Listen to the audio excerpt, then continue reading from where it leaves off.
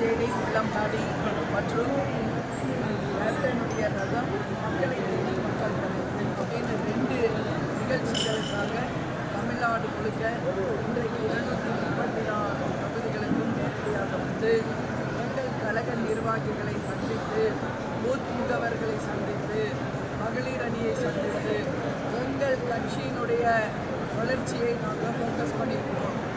இன்று மாலை வேப்பனஹள்ளியில் கேப்டனுடைய ரத யாத்திரை நடக்க இருக்கிறது.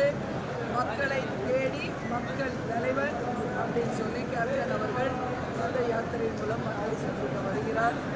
இது தமிழ்நாடு முழுக்க 234 தொகுதிகளையும் நாங்கள் நேரடியாக போயிருக்கோம். இது முதல் கட்ட பயணமாக 3ஆம் தேதி ஆரம்பித்து 23ஆம் தேதி வரை எங்களுடைய முதல் கட்ட பயணம்.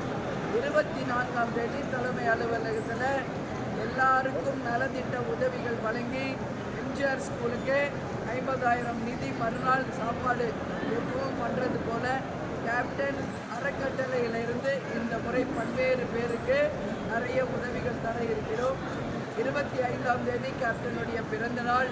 அதனால் 22ஆம் தேதி கேப்டனுடைய திரைப்படம் கேப்டன் பிரபாகரன் தமிழ்நாடில் உலகமே ரிலீஸ் ஆகிறது. அதனுடைய ஆடியோ லான்ச் இன்னைக்கு சென்னையில் நடக்கிறது. அந்த படம் மிகப்பெரிய பிரம்மாண்ட வெற்றி படமாக வரணும் அப்படின்னு இந்த நேரத்தில் வாழ்த்துறேன். ஏன்னா 100வது படம் மகத்தான வெற்றி பெற்றது கேப்டன் மட்டும்தான். மீண்டும் அந்த திரைப்படம் ரிலீஸ் ஆகிறதுல ஒட்டுமொத்த கட்சி நிர்வாகிகள் தொண்டர்கள் எல்லாருமே ரொம்ப சந்தோஷப்படுறாங்க. அதனால் அதுவும் கேப்டனுடைய பிறந்த நாளுக்கு அது ஒரு மிகப்பெரிய ஒரு விழாவாக இருக்கும். அதுக்கு அடுத்தது செப்டம்பர் 14 என்ற கட்சியினால் கேப்டன் 2வது குரு பூஜை அது எல்லாம் முடித்து ஜனவரி 9ஆம் தேதி கடலூரில் தேமுதிக சார்பாக மகத்தான ஒரு மாபெரும் மாநாடு நடத்த இருக்கிறோம். அந்த மாநாடுக்கு தமிழ்நாடு முழுவதும் இருந்து தேசிய முற்போக்கு திராவிட கழகத்தினர், பொதுமக்கள், பெண்கள் என்று எல்லோரும் வந்து கலந்து கொள்ள இருக்கிறார்கள். அந்த மாநாடு ஒரு சரித்திர சாதனையை முடியக்கூடிய ஒரு மாநாடாக இருக்கும். நீங்கள்லாம் எதிர்பார்க்கின்ற கூட்டணி என்ற வார்த்தைக்கு அன்றைக்கு உங்களுக்கு பதிலும் அந்த மேடையிலே தரப்படும் என்பதை உங்களுக்கு சொல்கிறேன். இந்த முறை தேமுதிக அமைக்கும் கூட்டணி மகத்தான வெற்றி கூட்டணியாக அமைப்போம். தேமுதிக எங்கு அங்கம் வகிக்கிறதோ அந்த கூட்டணி தான் இந்த முறை ஆட்சியில் அமரும், மகத்தான வெற்றியும் பெறும் அப்படிங்கிறத இந்த நேரத்தில் நான் சொல்கிறேன். நீங்கள் எதுவும் கேள்வி கேட்கலாம் கேட்க.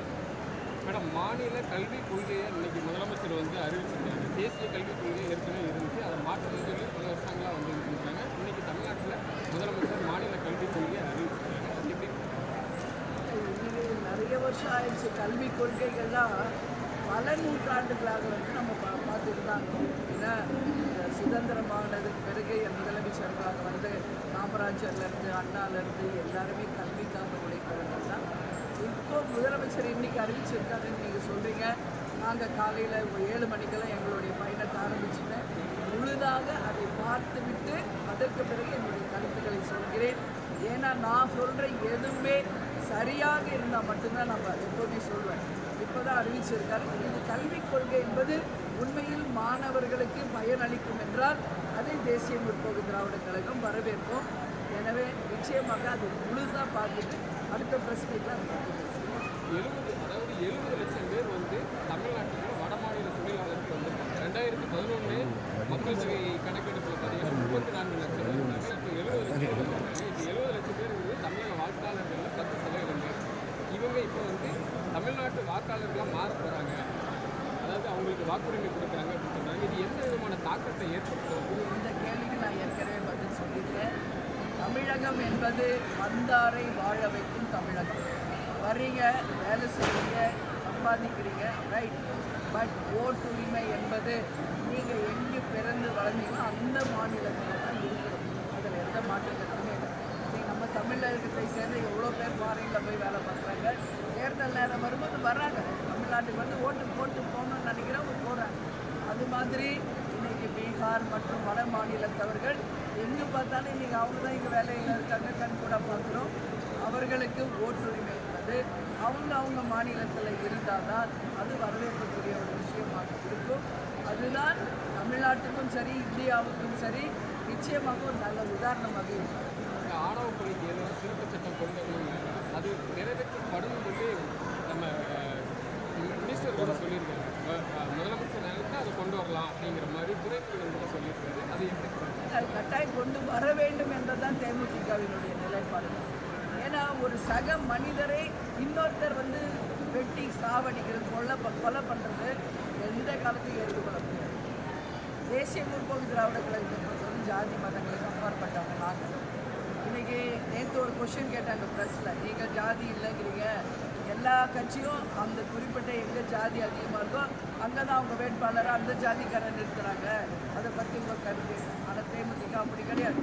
இன்றைக்கி எல்லா தொகுதியிலையும் அந்த ஜாதி தான் நிற்கிறாங்கன்னா தேமுதிக அதில் விதிவில்லை. நாங்கள் எல்லா இடத்துலையுமே நிற்கிறோம். அப்படி பார்த்தா தலைவர் முதல் தேர்தலில் விருதாச்சலத்தில் தானே போட்டி போட்டார் இல்லையா? அதனால் நிச்சயமாக எத்தனை பாரதியார் எத்தனை பெரியார் ஜாதிகள் இல்லையடி பாப்பா என்று சொன்னாலும் அது தொடர்ந்து கொண்டு தான் இருக்கிறது. ஆணவ படுகொலைகளும் தொடர்ந்து இருக்குது. இது வேதனையான ஒரு விஷயம். இதுக்கு முற்றுப்புள்ளி வைக்கணும். சட்டம் மிக ஸ்ட்ராங்காக அதுக்காக போடணும். அதே மாதிரி லாக்அப் கொண்டு போய் அங்கேயும் விசாரணையின் பேரில் கொலை பண்ணுறாங்க. எங்கே பார்த்தாலும் கொலை, கொள்ளை, கற்பழிப்பு, செயின் ஸ்நாச்சிங் எல்லாம் நடந்துட்டு இருக்குது. சட்டம் ஒழுங்கு கேள்விக்குறி. இன்றைக்கி டாஸ்மாக்கும் கஞ்சா போதை விற்பனை தான் இது எல்லாத்துக்கும் பேசி.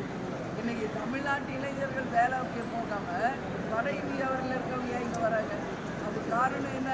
போதை கலாச்சாரம்.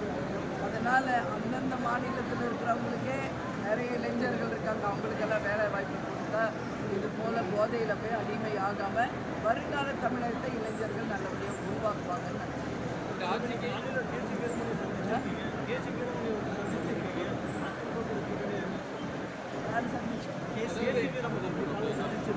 இல்லை, அது அவருடைய ஹோட்டலுங்க. அது இதில் தங்கியிருந்தோம். அதனால் மரியாதை நிமித்தமாக அவர் சந்திச்சுருக்கோம். அவ்வளோதான். ஹோட்டலில் தங்குறதுக்கெல்லாம் கூட்டணியெல்லாம் இல்லை. 50% மார்க் கொடுத்துருக்கீங்க. சம்மந்தம் அது நீங்கள் அங்கே போய் கேட்டீங்க. எந்த கேட்டிங்கன்னா எங்கள் கட்சி